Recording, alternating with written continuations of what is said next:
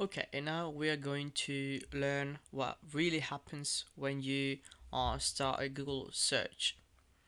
I was inspired for this video by reading this book. This is a beautiful book that I wholeheartedly advise you to read.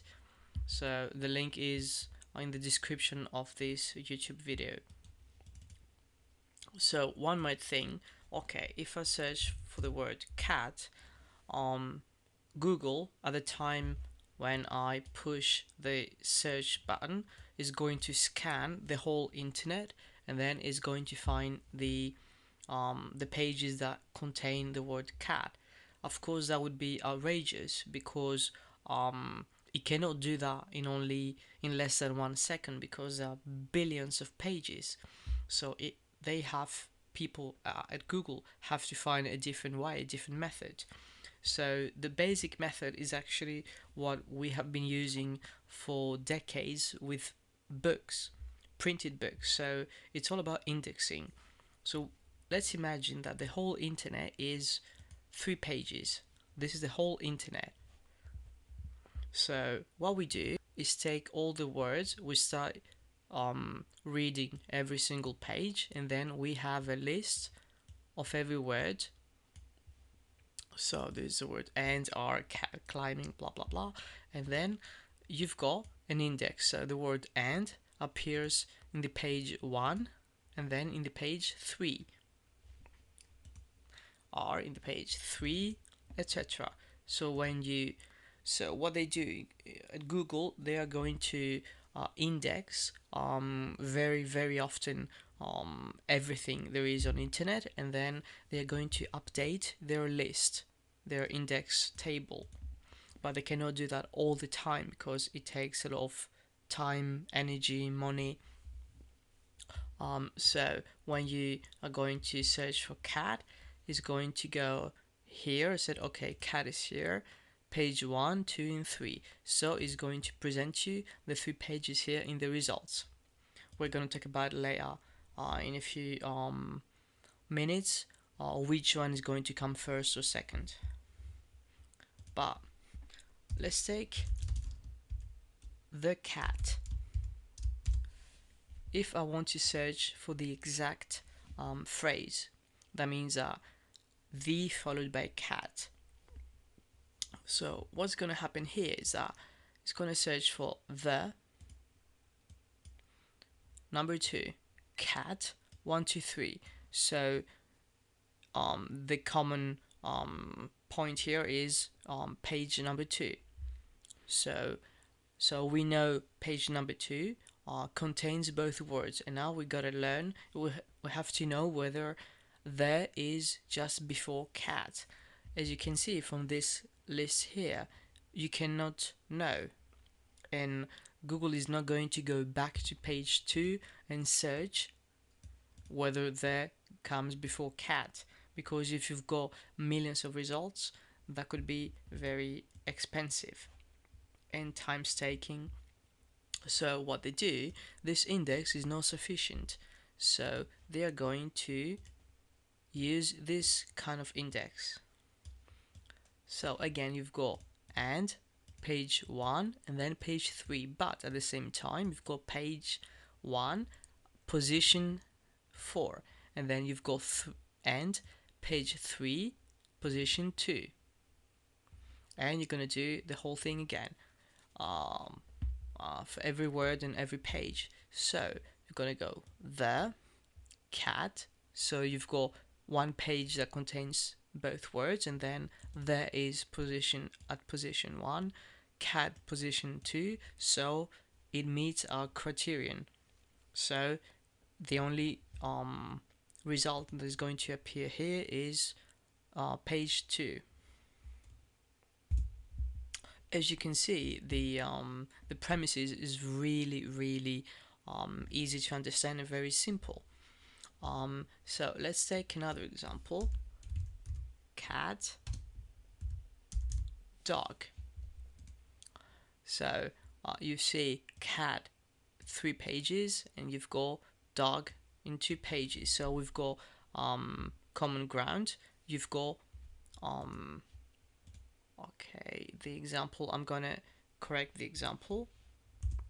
So there you go. I wrote cat and ugly dogs. This way you're going to understand better. So we've got two results. We've got page 1 and page 3. The problem here is, okay, which one is going to appear first in the results?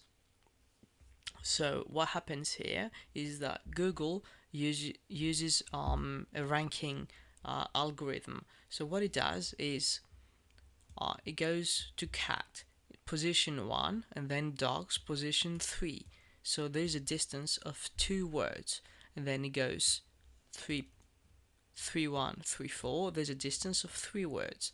So the premise is that the greater the distance, the lower the probability that the page corresponds to what the audience wants. That means, imagine, for example, if you've got somebody's looking for cat and dog, so it could be in the same paragraph, or the word cat could be at the beginning and dog at the end of the page. So normally the result that is more pertinent to my search would be the one where cat and dog appear as close as possible. So page 1 is going to appear first, and then you've got page 3 is going to appear second in the results. Of course, ranking, so the distance between the words is not the only criterion, but it is the most obvious to and easy to explain. About page ranking, you can go to the book I mentioned, and it's very difficult to explain in a video, and you'll find out how it works and how they evaluate pages and their pertinence. One last thing I'm going to talk about is the operator we have seen already. The operator all in title. I remind you that all in title means that Google is going to search all of these words mentioned here only in the title part of the HTML file and not in the body part, not in the text. So as you can see here, cat and dog, from this index we cannot know whether cat is in the title or in the text of the page. So what Google is going to do is going to add the tag title, the end and the beginning and the end of the tag of the command title. So let's see here an example.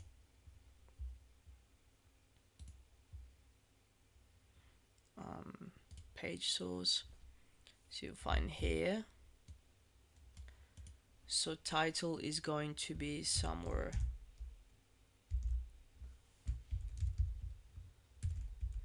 here.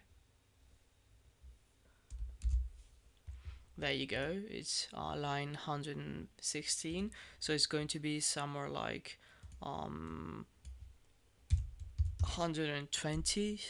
And for page 2 is going to be 130, we can imagine, and 100 something, and then it's going to end around somewhere like that. Then let's say there are 7. So what it's going to do is, first of all, it's going to search for cat and then dog. So as we know already, pages 1 and 3 meet the criterion. So after that, it's going to search. Okay, so for page number 1, where is the tag, the beginning or the opening tag title? It's 120. Where is the end? 130. So does the position of cat and dog, is it between 120 and 130? If it's not appear in the results. If it is, it's going to appear in the results. So this is for body, it's exactly the same thing. It's going to add body and the end of body. So if it's in that range, it's going to meet the criterion, etc. So if you want to find out more about Google search algorithms and page ranking, go read the book, and it is very clearly explained